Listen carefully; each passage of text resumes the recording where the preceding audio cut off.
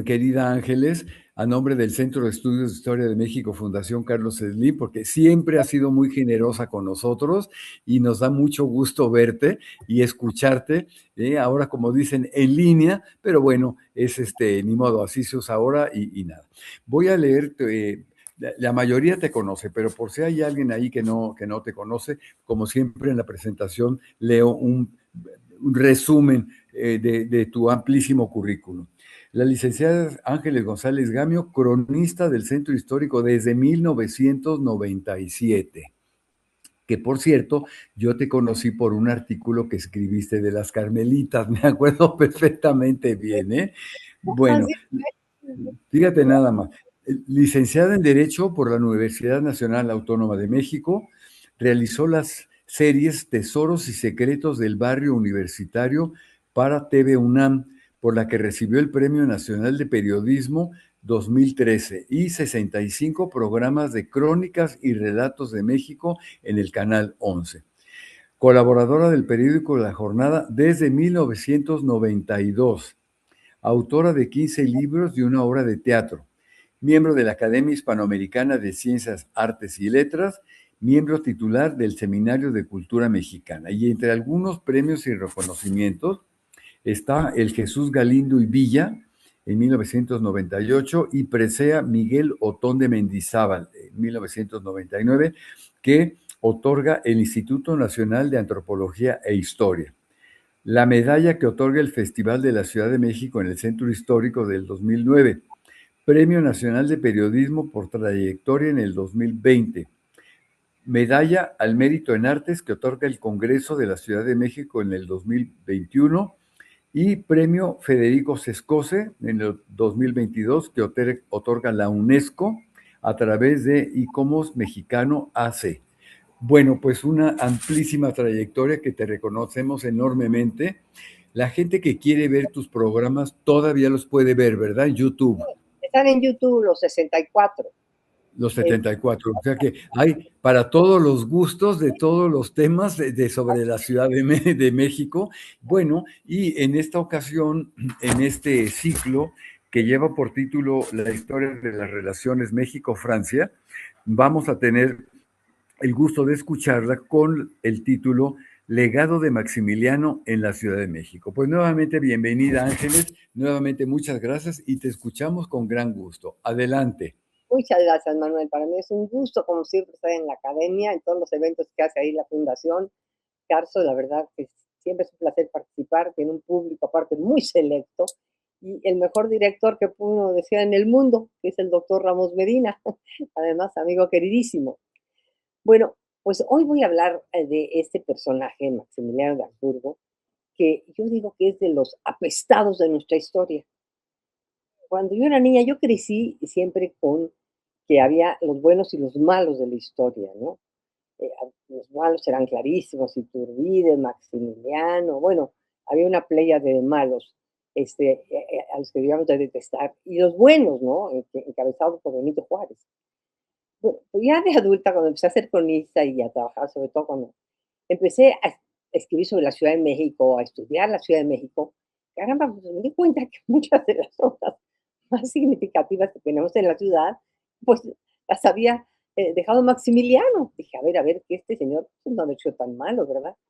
Y entonces me puse a estudiarlo y la verdad fue una figura que se me volvió enternecedora, porque, digo, es claro, me di cuenta que, como se han dado seguramente cuenta los que lo han estudiado, que el pobre es un tipo que vino totalmente engañado, porque lo pintaban como un emperador malvado que vino de Europa, un europeo que quería venir a dominar México y pues, se impuso como emperador.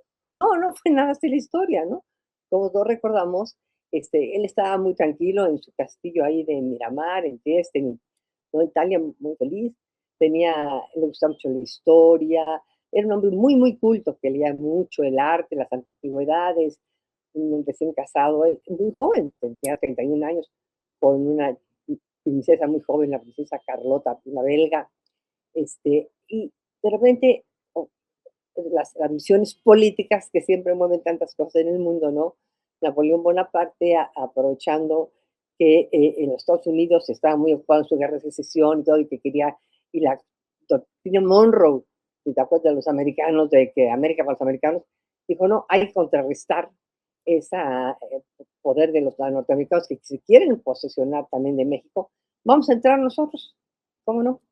Y entonces dijo, pues lo ideal sería que alguien de aquí, nuestro, gobierne en México, ¿no? Y entonces ya había un grupo de conservadores mexicanos, del Partido Conservador, que como sabemos habían estado en pugna los conservadores con los liberales por décadas. Recordemos que en los primeros 40 años después de la independencia tuvimos 21 presidentes, porque no había manera ¿no? de conciliar los intereses, de cuidar la paz. Y entonces un grupo de conservadores decidió que lo ideal era que viniera a gobernarnos un príncipe europeo. Y entonces, pues, fueron a platicar allá, ¿no? Había algunos que ya habían varios años viviendo allá, como Estrada, que encabezó la comitiva que fue a invitar a Maximiliano. Y pues propuso Napoleón a este chico que era el hermano menor del emperador José, ¿no? del emperador Austriaco, y pues les pareció ideal. Como les digo, un hombre muy culto. Otra cosa que tenían de característica muy interesante, que eran católicos. Y Carlota inclusive venía de un país que era católico. En ese entonces, no, los belgas eran católicos. Entonces, pues, como que tenían todas las características ideales. Entonces ahí se lanzaron a ver, ya con el apoyo de Napoleón. Bueno, ustedes recordarán que todo esto vino un poquito también de la famosa invasión cuando Benito Juárez era presidente, que canceló la deuda de México, porque estaba México endeudadísimo, y entonces nos invadieron tres potencias, ¿no? España, Francia e Inglaterra. Finalmente, pues ya pactaron con España y con Francia, y con Inglaterra, y ya no, se fueron, retiraron las tropas. Pero Napoleón no, ellos dijeron no, nosotros vamos a reivindicar nuestros derechos y dejar los pasteles, en fin, tenían mil pretextos, ¿no? que los utilizaron para invadir México. Y así fue. Pero entonces van a ver a este muchacho, a Maximiliano, y lo convencen de que en México están clamando porque vaya a gobernarlos. Dice, oigan, pero ¿están seguros ustedes que? Porque yo solamente iría si realmente el pueblo de México quiere que yo vaya a gobernarlos. Si no, de ninguna manera, sería una imposición que no tendría ninguna posibilidad. No, sí, absolutamente sí. Aquí tenemos algunas imágenes, miren, les voy a enseñar esta imagen. ¿Nos pueden poner la primera, por favor? Porque me están haciendo el favor de ayudarme con las imágenes. Ustedes están viendo ¿no? Las imágenes, ¿verdad? Que dice el legado de Maximiliano. Entonces, ¿quién me podrá poner la primera? ¿Por este Ramoncito? Bueno, Se es que están viendo, doctora. No sé si sí sea están una viendo. cuestión de su Ay, pantalla, pero sí no se la están veo. viendo. ¿La están viendo en grande? Sí. Ah, qué bueno, qué bueno. Bueno, yo no la veo en grande, pero bueno, ahí como pues pueden ustedes ver la delegación que fue allí al Castillo de Miramar, en Trieste, para hacer la invitación, para pedirle que viniera a México, ¿no?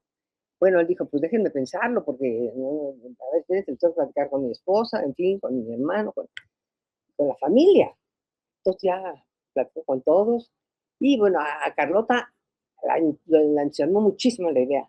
Yo creo que estaba un poco aburrida allí en el Castillo de Trieste, ¿verdad? Y él tan metido en sus cosas, en sus estudios, todo, que habrá dicho, hombre, esto suena muy interesante, es una buena aventura. Ir a conocer ese país exótico y ser ahí la emperatriz. Oye, pues dijo, oye, no, sí, hay que darle, suena muy interesante. Total, que lo convencieron y aceptó. Y entonces llegó aquí en principios de 1864, llegó a Veracruz, donde pues tuvo un recibimiento no exactamente como lo esperaban, que esperaban una cosa multitudinaria, sino que realmente fue una cosa más sencilla, un poco sobria, un poco fría, pero bueno, dijo, ya llegaremos a la Ciudad de México. Sí, llegaron a la Ciudad de México y se los instalaron en el Palacio Nacional, que estaba en un estado bastante ruinoso, porque pensemos nada más en todas las años, las décadas que tenía de tantas broncas políticas, problemas políticos, de golpes de Estado y azonadas, etcétera, que en lo que menos se habían preocupado los gobernantes de la época, o algunos tan efímeros que duraron media hora, era en arreglar el palacio. Entonces, bueno, antes que llegara Maximiliano, una vez que aceptó, pues rápidamente aquí empezaron los conservadores a tratar de habilitar una parte del palacio para que se viera presentable, ¿no? Tenemos una crónica muy simpática. Vino también una comitiva previa de ellos, de los europeos. Hacia aquí ya estoy viendo así la foto de mire qué elegantes todos con sus trajes. Bueno, vino una comitiva de Europa, de ahí ¿no?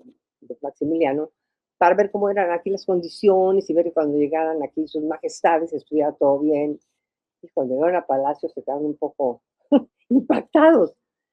Y bueno, por lo pronto el nombre se le cambió de Palacio Nacional a Palacio Imperial. Y dice ella era una condesa que venía, era una de las damas de la emperatriz. Y dice ella, escribió unas memorias después, que se llaman Un viaje a México en 1864. Ella estuvo 6 meses aquí y describe cómo cuando estaban tratando de habilitar las habitaciones y lo que hicieron dice, pero parecen habitaciones de hotel, se ve que es la idea que tienen aquí de la elegancia, ¿no? Pues no tienen ni mucha idea ni mucho dinero porque vean nomás.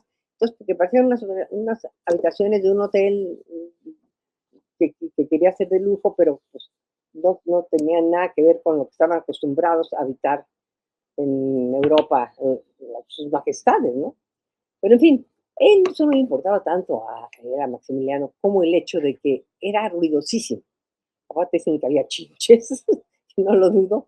Entonces, él dormía, fíjese que él estaba acostumbrado a dormir porque él fue marino, fue militar, tuvo una preparación muy, muy completa, con la idea de que podría ser un día el heredero del trono, ¿no? En Europa.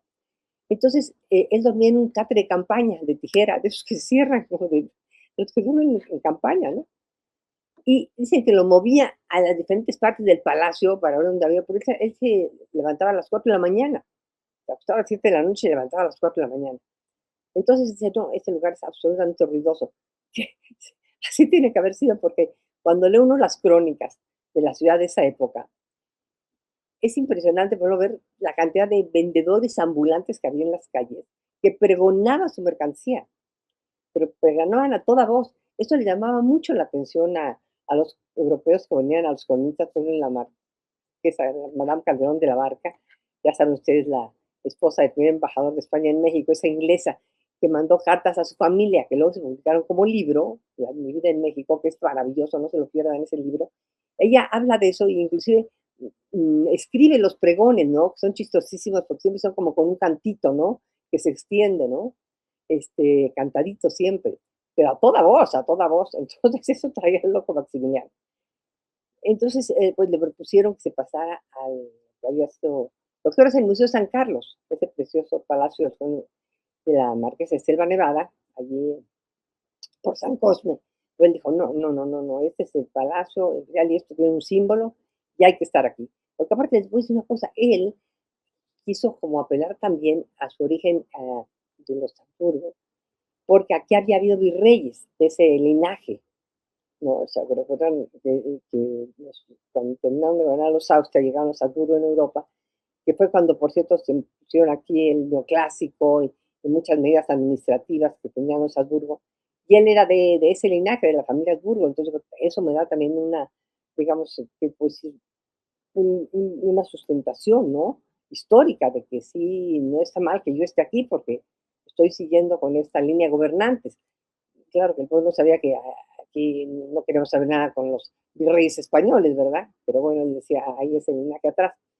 Bueno, entonces, en vista del el horror que tenía ahí en el palacio, dijo, no, pero no podemos dejar el palacio ni irnos a otro palacio. Pero entonces resulta que a alguien se le ocurre llevarlo a ver el que había sido el colegio militar, que estaba en el cerro del famoso cerro Chapulín, Chapultepec, y a la hora que llegó y vio eso, y vio la vista, imagínense la vista desde ahí, si ahorita todavía es hermosísima. En esa época, sin contaminación, se veían los volcanes, había lagos todavía, se veían parte de los lagos. Bueno, era una vista espectacular y se podía convertir en un castillo, porque era una fortaleza, pero que era muy fácil convertir en castillo. Dijo, no, pues, de aquí soy completamente, esto es lo mío. Entonces, aquí voy a vivir, pero voy a trabajar en el Palacio Imperial, porque ese es un símbolo y ahí voy a estar, pero trabajando. Pero aquí esta va a ser mi casa. Entonces llevó a sus arquitectos, ingenieros, no tanto se habían venido con él como mexicanos que ya conocía, jardineros, bueno, porque saben que a él le encantaba la naturaleza, las plantas. Entonces, bueno, se volvió loco cuando vio lo que en México había todo el año, ¿no? De hecho, un tiempo también, bueno, en Cuernavaca, dicen los jardines Borda, famosos, los hizo Maximiliano, para tener ahí toda esa variedad de plantas maravillosas que están en Cuernavaca. Y también se dice que tenía una novia, que le decían la India Bonita. Vaya usted a saber. El hecho es que entonces llegó a sus jardineros y adaptaron esa antigua fortaleza que hizo el colegio militar para que fuera el castillo de Chapultepec. Esa maravilla que todavía que nosotros podemos disfrutar, porque afortunadamente es el Museo de Historia. Entonces se instaló ahí, pero para llegar del Palacio Nacional, Palacio Imperial, digamos, a el castillo tenía que dar una gran vuelta. Tenía que irse por la avenida Bucareli, bueno, llegar hasta la avenida Bucareli, subir por el centro, por las calles del centro cerradas, luego lo que ahora es la avenida Juárez, y meterse por el paseo Bucareli, y luego agarrar la avenida Chapultepec, que tenía un acueducto, hasta llegar al cerro Chapultepec. Era una vuelta muy farragosa y con mucho tráfico, porque si uno no crea, la Ciudad de México siempre fue muy populosa, con mucho tráfico, claro, eran carretas, y no hay carruajes, pero el tráfico tremendo, ruidosa, o sea, sí, y siempre fue de las más grandes del mundo. Entonces buscó a sus ingenieros y les dijo, oigan, por favor, a ver, busquen si hay alguna manera por la cual yo pueda llegar más rápido al castillo.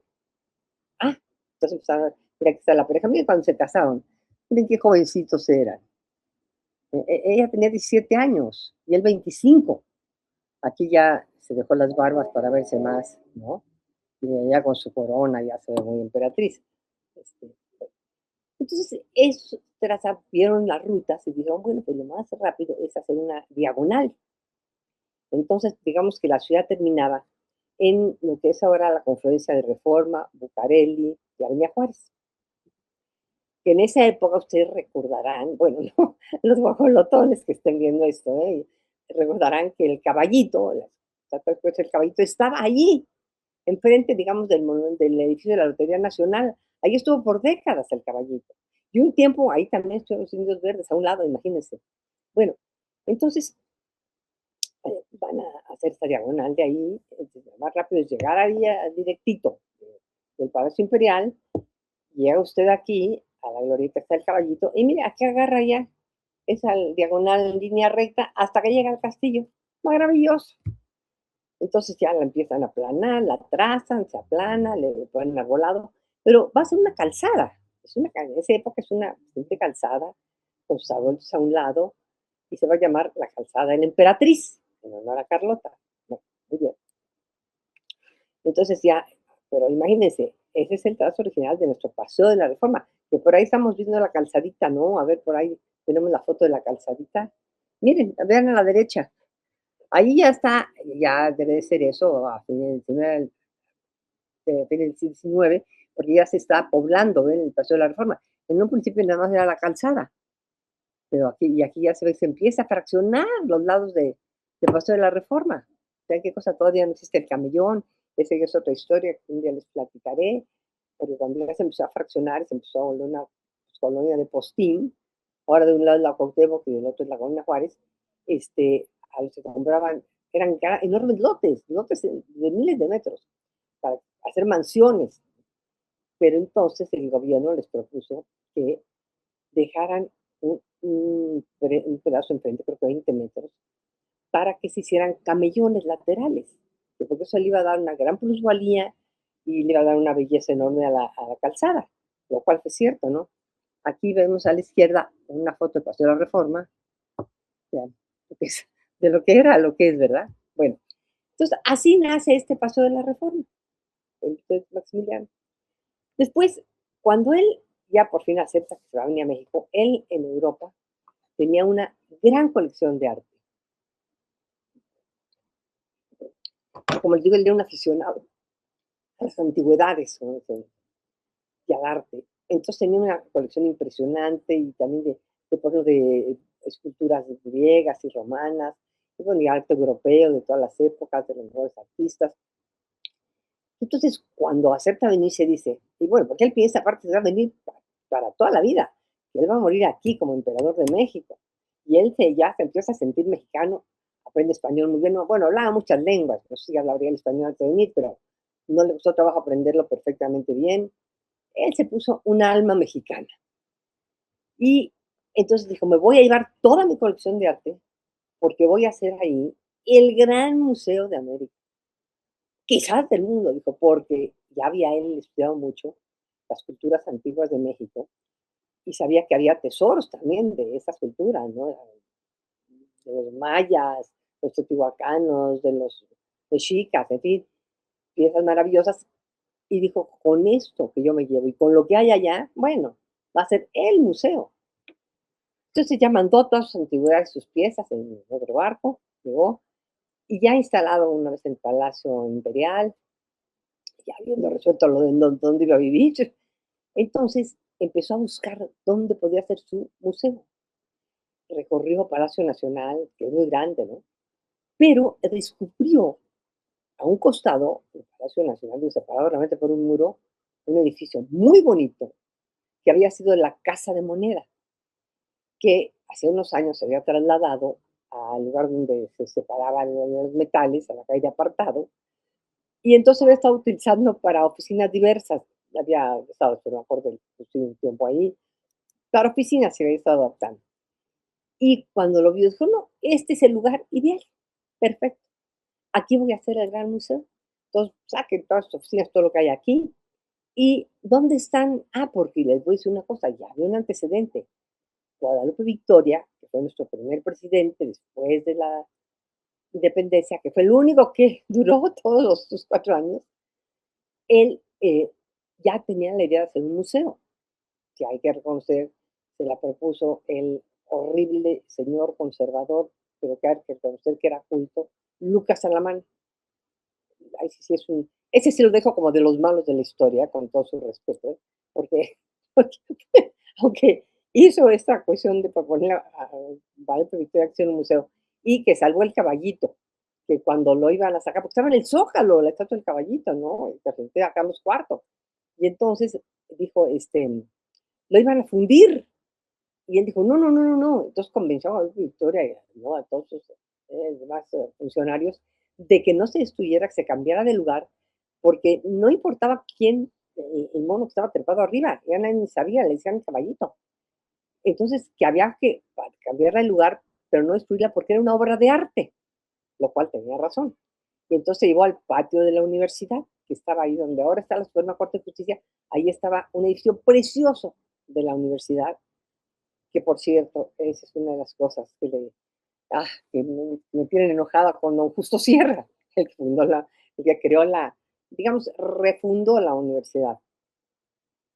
Porque muchos dicen, no, no es cierto, es una nueva universidad. No, no, no. La realidad es que sí, la hizo como Universidad Nacional de México, pero básicamente con todas las facultades y escuelas que tenía la Real y Pontificia, que después nada más fue la Pontificia, que la habían cerrado y abierto a los diferentes gobernantes. Bueno, pero mandó destruir ese edificio preciosísimo y se hizo la Suprema Corte de Justicia para que no hubiera ningún recuerdo de la Real y Pontificia Universidad. Imagínense nada más. Ya me desvié, perdón. Regresamos entonces a este edificio de la Casa de Moneda, hermosísimo. Pero entonces el punto es que ya de Guadalupe Victoria ya había mandado a hacer una colección, habían ordenado que se juntaran piezas valiosas que se habían encontrado prehispánicas en diferentes partes y que todo eso se llevara al edificio de la universidad, donde no estaba definido todavía dónde iba a ser el museo, pero era posible que fuera en la universidad. Entonces estaban ahí embodegadas, pero finalmente con todos los avatares políticos que ya sabemos que hubo, pues nunca se hizo el tal museo como tal y se quedaron las piezas guardadas. Entonces cuando llegó Maximiliano preguntó, bueno, ¿dónde están las cosas del museo que iban a tener aquí? Pues están en la universidad. Ajá, tráiganlas inmediatamente.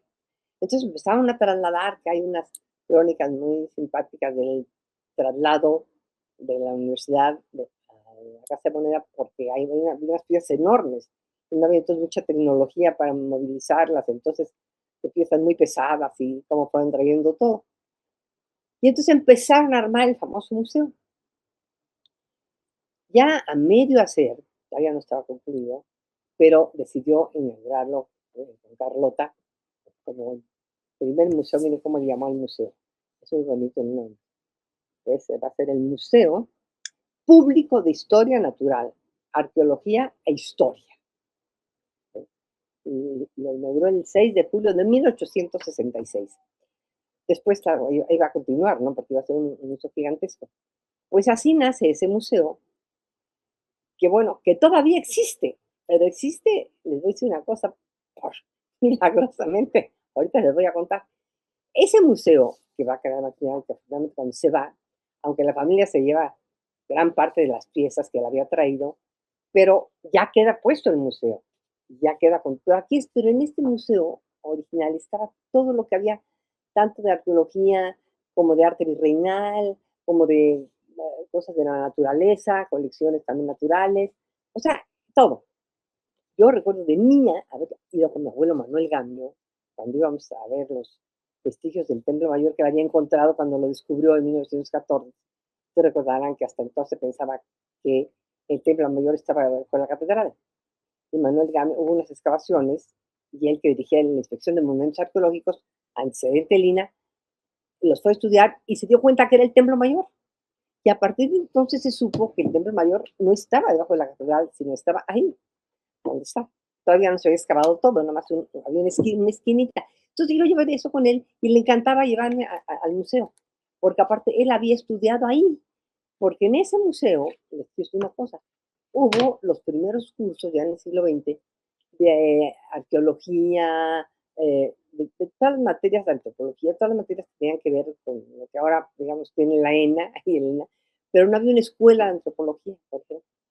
Entonces ahí se estudiaban materias, porque aparte ahí se había formado una escuela americana de arqueólogos supuestamente de todo el mundo, escuela internacional, y había, de hecho, de esa escuela internacional de arqueología que después dijo Manuel Gamio, ahí había una de las arqueólogas que vino de Estados Unidos, Celia Nuttall, que se quedó a vivir en México, se fascinó con México y tradujo el famoso Códice Nuttall. Bueno, Manuel Gamio estudió ahí cuando finalmente descubrió que su vocación era la arqueología, la antropología. Entonces tomó cursos ahí y de ahí lo becaron para irse a la Universidad de Columbia. Pero esa es otra historia. El punto es que este edificio tiene una gran historia. Yo le llamo la madre de los museos, porque fíjense, de ahí salieron las colecciones para crear el Museo de Historia Natural, en el Chopo. ¿Se acuerdan? El edificio del Chopo que está todavía ahí. Bueno, ahí estuvo originalmente el Museo de Historia Natural. Bueno, después de salir las colecciones de aquí. Después, las colecciones de historia y algo de arte virreinal se fueron al Castillo de Chapultepec, que se volvió el Museo de Historia.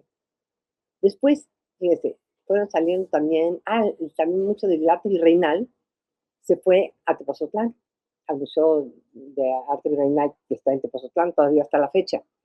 Y finalmente, ya en los años 60, cuando este señor López Mateos va a construir, que era secretario de Educación, Torres Bodet, un hombre muy culto, le propone que se hagan grandes museos en Chapultepec, porque la grandeza de México no lo pide. Y entonces se hace el maravillosísimo Museo Nacional de Antropología. Y entonces era ya las últimas colecciones que quedaban aquí en este museo precioso, que está en la calle de Moneda. Y entonces ya se termina ese museo extraordinario y se pasan todas las colecciones. Y entonces el edificio queda vacío. Entonces inmediatamente se lo empiezan a disputar diferentes oficinas de gobierno, ¿no? Ahí los que llevaban la primera plana, los de Hacienda, que ya habían estado ahí un tiempo. No, eso es perfecto para nuestras oficinas. Sí.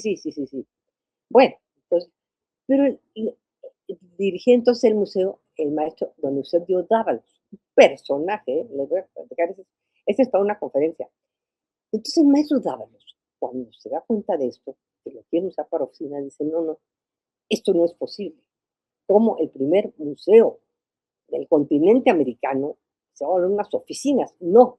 Y entonces le dice al personal, a ver, vámonos a las bodegas y sáquense todo lo que tenemos ahí que nos dejaron diferentes países que presentaron colecciones aquí, pues llevaban muchos años en el museo. Entonces habían, ya saben, colecciones que venían de China, que venían de Tailandia, que venían... Y generalmente ya no se llevaban esas colecciones, la mayoría eran copias, algunos originales, pero muchas eran copias. Y entonces estaban embodegadas. Entonces, él dio la orden, saquen todo eso y vamos a montar salas. Entonces, en las antiguas salas del museo, pues pusieron colecciones. Y armaron allí como un museo medio, ¿no? Medio improvisado, pero que finalmente llenaron las salas. Entonces, un día llegan, el día que llegan por fin a tomar posesión los de Hacienda, tocan la puerta, que es una puerta, por favor, vayan a ver, una de las puertas más hermosas, no saben, digo, del mundo, de unas placas de metal preciosas labradas, con unos adornos de bronce únicos, porque como era la casa de moneda, ya había, oye, ahí se vendía la moneda, entonces tenía unas puertas de una seguridad y todavía sobreviven. Entonces tocaron las puertas con unos alabones enormes que tienen, y abre el maestro Dávalos. Sí, buenas tardes. ¿Cómo le va, maestro Dávalos? Dígame, ¿qué se les ofrece? No, pues venimos a tomar posesión del edificio. ¿Cómo? Si esto es un museo. No, maestro Dávalos, era un museo. Ahora van a ser oficina. No, señores, esto es un museo. ¿Quieren pasar a ver? Este es el museo más antiguo del continente americano. Es y será un museo. Y entonces les hizo un recorrido por todo. Entonces, se fueron con la cola entre las patas. Y el edificio sigue siendo hasta hoy día el Museo Nacional, ahora se llama de las Culturas del Mundo. Y es un museo que no se deben de perder, de verdad. Se me hace que es poco conocido y la verdad que nada más por ver el edificio vale la pena, pero aparte tiene colecciones muy interesantes de todo el mundo, ¿eh? Unas piezas del arte griego y romano, algunas muy buenas que yo creo que son de las que se quedaron de Maximiliano. Bueno, entonces aquí tenemos este museo que fue otra de estas obras, ¿no? Fantásticas que nos hizo Maximiliano. Pues vi una cosa por las que también es profundamente simpático, porque él es un hombre con ideas muy liberales. Entonces, cuando los conservadores lo van a invitar, y aparte, como decía yo, como era católico y ella también, Carlota, piensan, bueno, él va a revertir todas esas medidas absurdas y criminales que hicieron los liberales de quitar los bienes a la iglesia y la libertad de cultos, todas esas medidas que hizo absurdamente los liberales. ¿Y qué creen que hizo Maximiliano? Ahí cuando vio la desigualdad que había, le impactó muchísimo y dijo, no, no, no, esto está tremendo. De lo primero que tengo que yo preocuparme es, bueno, claro, después de arreglar sus cosas y vivir muy bien, ¿no? Lo primero que tengo que hacer es ver que aquí haya un país de justicia y bienestar para todos. Entonces puso a averiguar todo cómo estaban las cosas. Y fíjense las medidas que tomó. Restringió las horas de trabajo, que podían trabajar hasta 12 horas. Abolió el trabajo de menores. Ustedes recordarán que había niños que trabajaban en fábricas y en garajes y todo, ¿no? Espantoso. Canceló las deudas de los campesinos que excedían 10 pesos.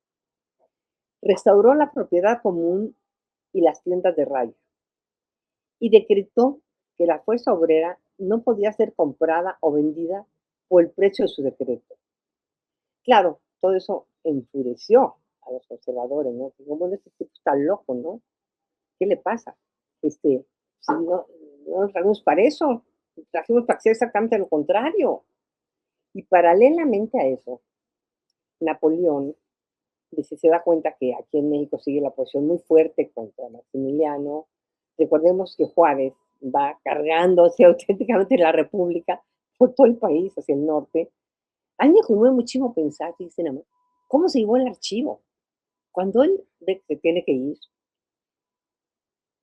hace que empaquen todo el archivo de la General Nación. Imagínense nada más lo que están con Berry ahora. O sea, la memoria de México, la memoria de la nación. Él dijo, no puede quedar en manos de este señor. Ya se lo lleva a toda Europa. No, no, no. Lo destruyen. Y entonces empacan en como 40 carretas todo el archivo, todo el papelerío. Y ahí la emprende Benito Juárez hacia el norte con esta caravana, que era una cosa porque algunas de las carretas iban jaladas por bueyes porque no había muebles suficientes. No, no, ha sido una escena de verdad de romper el corazón. Y ya cuando llegaron a Coahuila, pues ya estaban muy acosados por los franceses y dijeron, no, pues la cosa está muy fea. nosotros podemos seguir huyendo, porque ya no podemos seguir cargando el archivo. Entonces vieron qué podían hacer. Y ahí alguien les propuso a en Coahuila, mire, señora, aquí hay una caverna muy grande, la famosa Cueva del Tabaco, donde se secaba tabaco.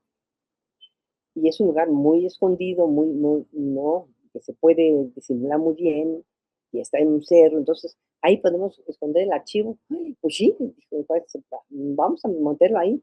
Y ahí metieron todo el archivo, ya cubrieron todo muy bien. Dicen que después, cuando querían recuperar el archivo, los conservadores, que estuvieron investigando por ahí, porque corrió el rumor de que podía estar ILS, y que inclusive torturaron a gente para que dijeran dónde estaba el archivo, y nadie confesó. O sea, se quedó ahí guardado, y eso salvó el Archivo General de la Nación. Bueno, pues entonces nos pudimos entender todas esas cosas, ¿no? Que había un gran descontento con Emiliano, que sí le apoyaba un grupo, pero aparte el grupo que lo apoyaba, ya los conservadores ya no lo quería tampoco, por sus medidas liberales. Total, que el pobre está quedando mal con todo el mundo. Y entonces, en vista de eso, Napoleón dijo, sabes que yo tengo aquí, estoy con muchos problemas, estaba un día metido en una serie de guerras en Europa, dijo yo ya, esa aventura mexicana se acabó, que se retiren las tropas. No, pues en el apoyo de las tropas, en el apoyo de Napoleón, económicamente, porque el país está muy quebrado, pues Maximiliano y los conservadores que lo apoyaban se quedaban totalmente ya desprotegidos, no, destinados a la derrota. Y todavía, bueno, pues luchó lo más que pudo, ¿no? La guerra es ardua, ya hay toda una situación de las batallas que sería muy largo hablar de ellas. Pero entonces, lo que ellos hicieron fue entonces refugiarse en Querétaro, fueron hacia Querétaro, porque estaban acosados por todos lados. Que ahí fue donde les dieron el golpe final, la hermosa ciudad de Querétaro. Y detienen a Maximiliano, lo ponen se lo iban al convento de la Cruz, un convento muy bonito que está ahí en Querétaro, y que por cierto, ahí está la celda todavía donde estuvo Maximiliano. A ver, por ahí enseñen la celda, por ahí está, miren. Este, entonces, estuvo ahí en una celda verdaderamente austera, mientras se decidía, miren, aquí la ven, este es el convento de la Cruz. Muy bonito, lo pueden visitar en Querétaro y pueden ahí ver esta celda. Querétaro es una ciudad de veras que vale la pena visitar. Pero vean nada más la celda, me conmueve. Estoy con su retuñado. Bueno, y entonces se decide, Benito Juárez, decide en un juicio sumario que hay que fusilar, porque fue pues, un traidor, usurpador, etcétera, etcétera, etcétera. Entonces se mueven muchísimas influencias en todo el mundo para que Benito le perdone la vida. De hecho, se dice que él quiso abdicar, pero que Carlota y la familia le dijeron no. Un Habsburgo, no, jamás, jamás, jamás. Y entonces la mamá en civil escribió una carta, fíjense nada más, diciendo que lo que sería muerto, que abdicado, que era como una derrota. Entonces, en vista de eso, pues ya finalmente fueron a pedirle varias damas de los conservadores, damas de la guerra, a darle hincadas que le perdonara la vida. No, ahorita parece un bacal, no, no, tiene que pagar por esta acción que hizo de invadir el país. Y finalmente lo fusilan allá en Querétaro. Ahí está por ahí las fotos del cerrito este precioso, el Cerro de las Campanas, donde está una pequeña capilla, que ahí fue el sitio donde lo fusilaron. Pero ahí está la imagen del fusilamiento. Dicen que se comportó, Dios, con una verdaderamente valor y galanura y todos viendo de frente a los que le iban a matar. Fíjese las palabras que dicen que dijo. Ay, pobrecito. Espérenme tantito, ¿dónde las tengo? Yo perdono a todos y pido a todos que me perdonen. Que mi sangre, la cual está a punto de ser vertida, sea para bien de este país. ¡Viva México! ¡Viva la independencia! Esas fueron sus últimas palabras. Y le di una monedita de oro a cada soldado para que no le dispararan por favor a la cara, para que cuando su cuerpo llegara a Europa, pues su mamá no lo viera todo deformado. Parece que no le hicieron mucho caso, pero en fin. Entonces, esos fueron los últimos días. Si puedes enseñar las capillitas y el cerro de la campana. Hay la imagen del fusilamiento, bueno, ahí está la capillita esa, arriba del Cerro de las Campanas en Querétaro, donde se recuerda que ahí fue el fusilamiento. La que sigue, por favor. Miren, esta es una imagen de cuando están ejecutando, pero lo ven de frente, y ahí están Miramón y, ay, ¿qué es el otro? Mejor nombre. Ahí están sus dos grandes capitanes, y aquí está el pelotón de fusilamiento. Vean que y fíjense, tiempo después, Manet, el gran pintor Manet europeo, pinta este cuadro, que es un cuadro enorme, que no me acuerdo en qué museo europeo está, pero está en el museo europeo, yo lo he visto, en que están representando el fusilamiento, ejecución, dicen algunos, de Maximiliano. Bueno, pues esta es la triste historia de este hombre que yo creo que amó mucho México, que hizo todo lo que le fue, lo que estuvo en sus manos para ser un buen gobernante, que trató, ¿no? De verdad, él trató de hacer medidas para mejorar la desigualdad, para que México fuera un país mejor. Bueno, ¿saben que él dio el primer grito de independencia? El Dolores Hidalgo. Y se vistió de charro para darlo. Nomás imagínense. Ay, a mí se me hace conmovedor esas cosas. ¿Qué quieren? ¿Qué les voy a decir? Bueno, pues ahí terminaría yo mi historia de Maximiliano para no colgarme mucho y por si alguien gustaría comentarios, aquí seguramente están participando gente muy conocedora, me gustaría conocer sus opiniones, en fin, lo que tengan que decir. Manuel, muchas gracias. Muchísimas gracias, Ángeles, por tu presentación maravillosa. Yo recuerdo que me invitaste a conocer precisamente, a visitar el Museo de las Culturas, Sí, que me impresionó enormemente lo bien que está y que están representadas las culturas del mundo. Y gran parte era precisamente el legado de Maximiliano. Yo creo que a Maximiliano hay que rescatarlo sin duda alguna, con toda la carga ideológica que hay ahora, ¿verdad? Pero que fue el gran personaje, sin duda alguna. Pues casi tienes 200 seguidores, lo cual a mí me llama mucho la atención y, no, muchas gracias. Son los que me y bueno, pues cantidad de, ¿cómo se llama? Dice que también, dice Huitzilin Suárez, y trajo el árbol de Navidad. Ah, fíjate que eso no lo sabía. ¿Ves? Por eso les pido que participen, porque yo no sabía eso. Qué buena noticia. Para que veas nada más que Otra, interesante, ¿verdad? Que cosas que, bueno, dice, sí, dice Magdalena Urueta, me encanta el edificio, su ubicación, colección espléndida. Qué interesante, doctor Ángeles, se nota todo el trabajo que hay en todo, que ha realizado. Y tienes, y a su Zapata dice, amo a Maximiliano, es uno de mis personajes favoritos de nuestra historia, junto con Miramón y Márquez. Pues sí, obviamente. Y es que muchas veces la historia oficial nos ha distraído pues de la realidad del país en el siglo XIX. Karina dice, impresionante y poco conocido que Benito Juárez cargó con el Archivo General de la Nación. Gracias por tanta cultura general. Ay, bueno, hombre, te escuchaban desde Grecia también, cosa que me llama mucho la... bonito.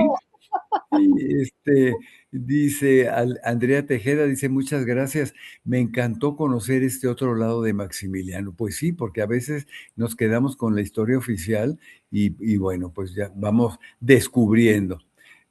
Pues más que nada son felicitaciones, ¿verdad?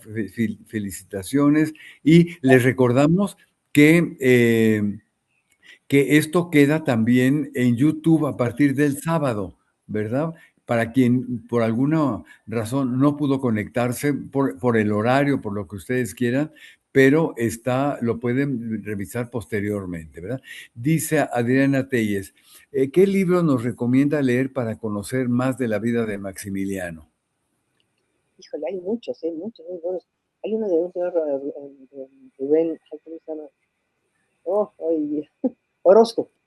Este señor Orozco hizo un estudio, una investigación muy seria hace muchos años sobre Maximiliano, con sus claros y oscuros, pero enfatizando mucho en los claros, ¿no? Porque es que como en su historia los malos, puro malo, ¿no?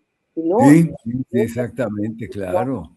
ay, voy a contar una pequeña anécdota de Miramón que se me pasó porque es que, ¿sabes? Miramón lo enterraron también lo fusilaron en El Salvador. Y después lo enterraron en el Panteón de San Fernando, del que estábamos hablando hoy, donde está Benito Juárez. Entierran a Margarita Ay, Maza. no, cosas de la historia verdaderamente increíbles. Entonces, ahí está Margarita Maza, y cuando muere Benito Juárez, lo llevan ahí, le hacen un mausoleo, que ahí está precioso. Entonces la esposa de Miramón dice, denme los restos de mi marido no puede estar rehaciendo junto a este miserable que la manda a fusilar. Ay, sí, de veras que- Y sí, y se llevaron los restos, ¿verdad? De Miramón, claro. Sí, ¿no? Sí, claro. Pero sigue ahí el monumento. Una lápida a Isadora Duncan, la famosa Sí. bailarina esa, pero no murió aquí, no están aquí sus restos, pero alguien puso ahí una placa que dice Isadora Duncan. Son las cosas de los panteones que tienen tan simpáticas, ¿no? Pero sí, por cierto, fíjate, en la revista Historia y Relatos de México, que es magnífica, no se la han leído, que sacan los mismos que hacen la de arqueología, cada semana casi sacan un fragmento de las memorias de la esposa de Miramón. Interesantísimas. Con Interesantísimas. Sí, Alfonso Miranda es el que ha llevado a cabo esta reproducción de las memorias que por cierto pertenecen al Centro de Estudios, las memorias de Concha Miramón. Y sí. Alfonso Miranda, que es el director del museo, se ha dado a la tarea de transcribirlas y presentarlas en relatos de historia. Sí, ojalá un día nos dé una plática sobre eso, porque no era viajadísimo. Seguro. Escribe los lugares, pero con un detalle, y una mujer muy culta además. Totalmente, totalmente. Y llegó a edad avanzada, por lo que se ve. Las memorias son larguísimas. Completamente. Pues Ángeles, ha sido un placer escucharte como de costumbre, ¿verdad? Ya sabes que tienes la invitación para las veces que quieras estar con nosotros, siempre eres bienvenida y el público lo prueba, con casi 200 que te llevaron, con tantas felicitaciones y nos vemos pronto, Ángeles, ¿eh? Muchas Nos vemos gracias. a nombre del Centro de Estudios de Historia de México, Fundación Carlos Celín, muchas, muchas gracias. Y a todos los que nos siguieron, también recordándoles que el próximo miércoles, 13 de mayo, va a presentar su conferencia la doctora Patricia Galeana con el título México en la mira de Napoleón III. Vamos a ver vamos a escuchar con mucho interés. Bueno, muchas gracias y nos vemos muy pronto. Gracias. Hasta luego, gracias, gracias. Ahí ahora no nos podemos salir.